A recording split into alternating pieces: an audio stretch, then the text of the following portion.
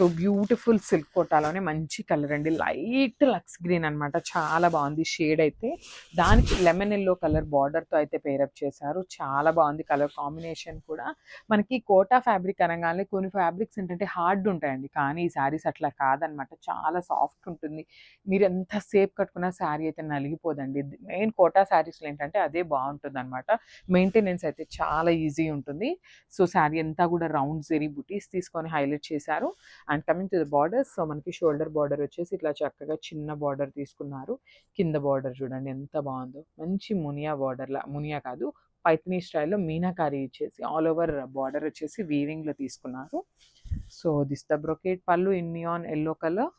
So same కాన్సెప్ట్లో మనకి blouse neon yellow colour కాన్సెప్ట్లోనే మనకి బ్లౌజ్ కూడా ఉంటుంది, ఇన్ బ్రొకేడ్ వస్తుంది అనమాట. సో ఒకసారి అయితే కంప్లీట్ లుక్ చూపిస్తున్నాను, జస్ట్ హ్యావ్ ఇట్.